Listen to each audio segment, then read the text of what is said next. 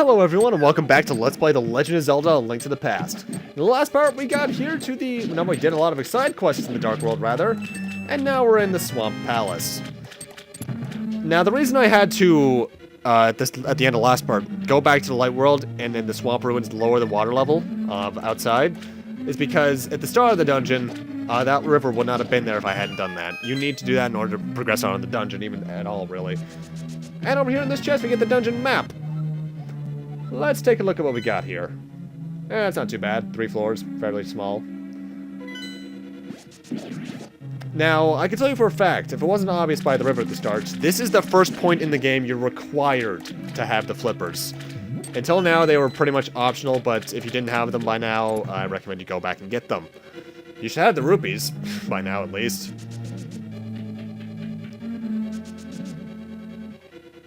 Now first up, we want to come up here and get a small key. In fact, there's a couple times you have to do something similar to that. And actually, now that I think about it, this is technically this game's water dungeon, but I'll tell you for a fact, it's not a hard one. In fact, it's probably one of the easiest in the series, and I like that. I like that a lot, because water dungeons can be either really bad or really good.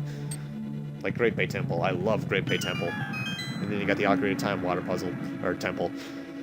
Now, flipping a lot of the switches in this area, which I think are switches that are exclusive to this dungeon, will flip the rivers open, actually.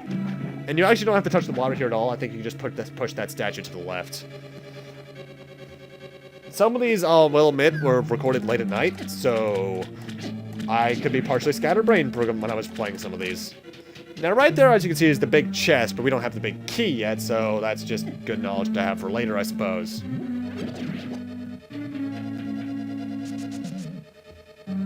Yet again, key up here, and wow, that spike trap is getting jiggy with it. Did I actually just say that? Ugh. Either way, the key is the only reason we came over here for now. We'll be back here momentarily, actually. Because right now we actually need to get the river flowing in that area. By coming up here with that small key, we can open this door. Get past these blue blocks. Ooh, bombs, nice. And get the water flowing. Which is, you know, useful. Because progress. Yeah.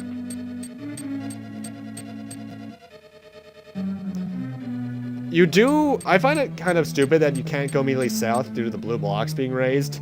And I can tell, and you might say about Kyle, you can just hit the crystal switch again and head south then. No.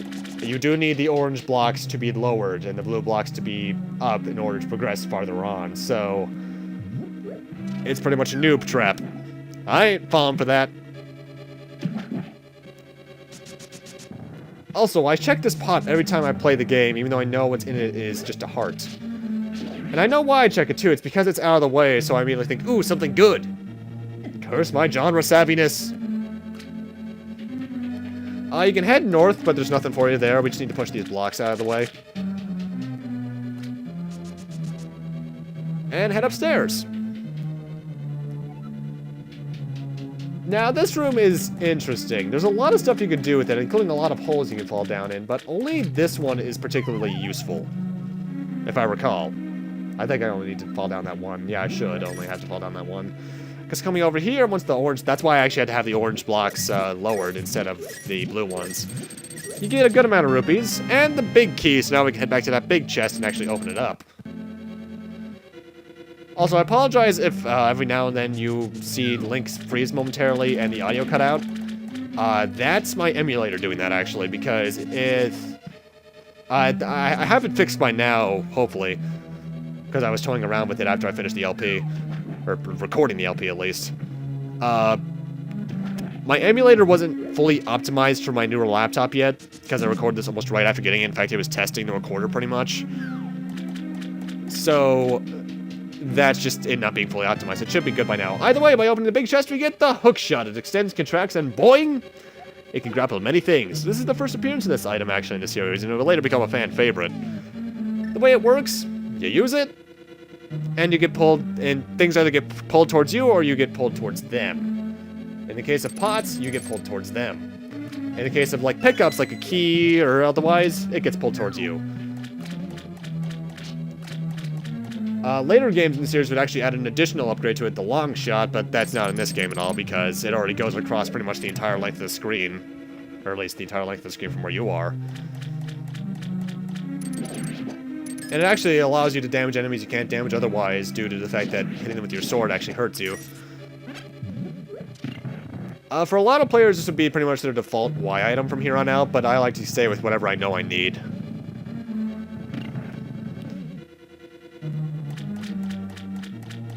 Also, I know this is pretty weird, but for some reason, I've always really liked the water sound effects for this game, all of them. I'm not sure what it is. They actually sound like a splish splash that water would make, even though they sound very, very digitized due to the fact that, you know, Super Nintendo game and all. Though I do love the Super Nintendo. In fact, I'm looking forward to doing either Star Fox 2's prototype or ActRaiser for the game review I had to do for a class.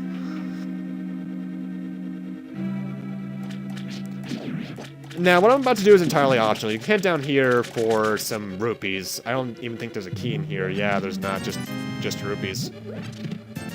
Where you actually have to go into this room, and this room right here is completely north.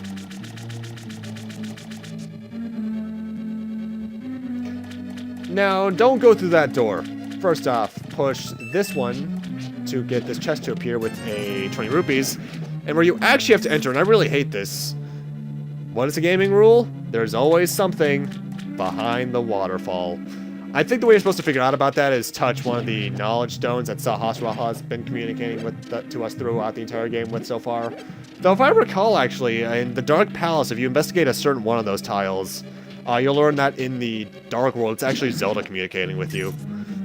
I don't care, I'm still gonna do Sahasrara's voice, because I love doing that voice, I'm not gonna lie. The Dr. Light voice, as I'd like to call it.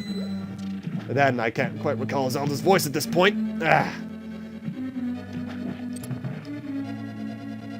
And in here, oddly enough, the boss of this dungeon is actually guarded by a normal key door, not a big key door.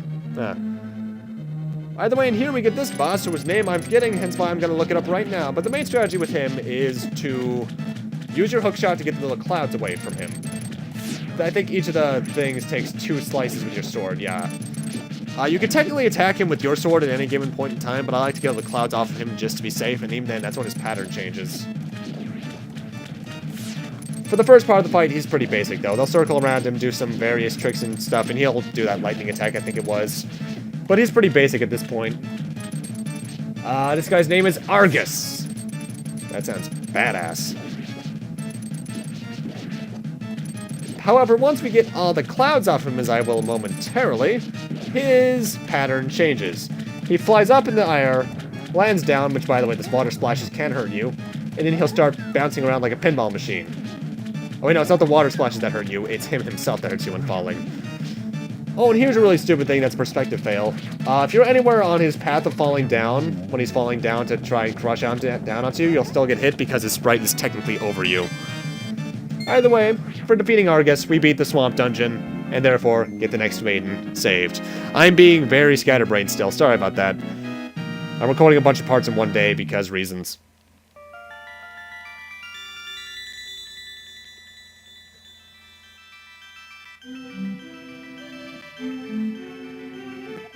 Link, because of you I can escape from the clutches of the evil monsters. Thank you. Huh, you've both said that so far. Odd. The Triforce will grant the wishes of whoever touches it, as long as that person lives. That is why it was hidden in the Golden Land. Only a select few knew of its location, but at some point, that knowledge was lost. The person who rediscovered the Golden Land was Ganondorf, the evil thief. Luckily, he couldn't figure out how to return to the Light World. Well, remember that you have magical powers, which only the hero can make the most of. There are some other magical warping points like the one you saw on Death Mountain. By using them, you can go between the 2 worlds and find that the evil is hidden in the Dark World.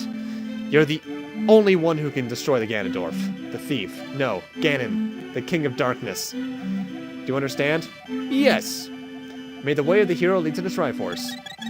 Why, thank you. Also, I love this game's rendition of what would later be known as Zelda's Lullaby. Either way, I'm cutting back up to here because it's just a shortcut pretty much. And we're going to get a piece of heart, actually. And also head towards the next dungeon in general. In fact, we're actually coming up on my favorite dungeon in the game, because I really like its setup. Either way, now that we have the hookshot, we can actually get over to this side of the bridge, which is another way to actually get to the the Thieves' Town part of the overworld. Because the overworld's actually divided into two halves, the upper left corner and the bottom right corner. You can only access the upper left corner rather, from, I think, either that hookshot point, or a few specific warps. I think. Keyword, usual. This is a Zelda game that I wish I knew I could say things definitely about, but even though I love it to death, it's one I don't go back to nearly often enough to know what I'm talking about exactly. This is actually a place of interest for us later on. This is the Skull Woods, but we'll be back here next part because it's where a dungeon is.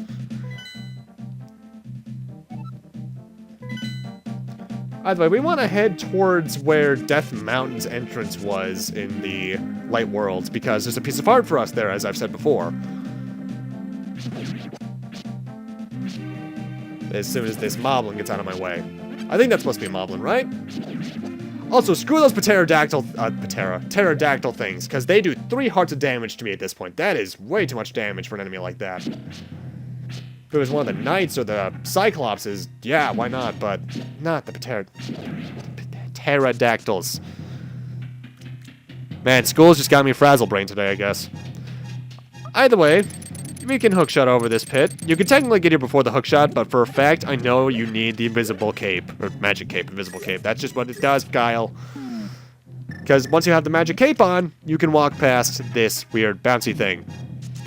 And as it's obvious, if you didn't see it on the screen earlier, we did all this for a piece of heart, number 19. I don't know why I entered the cave again and immediately exited. Maybe I meant to actually exit from the bottom, but Either way, first off, I apologize for the length of this part being a bit shorter than the others. Like with Final Fantasy, as I mentioned back then, this is one of those games I laid out notes with and I had specific goals for certain parts. And because of that, some of the lengths can be kind of inconsistent, so sorry about that. But with that, anyway, I'm going to need to end this off here. Thank you guys for watching, and in part 10, we'll be checking out the Skull Woods and see what we can do after that place. See you guys then!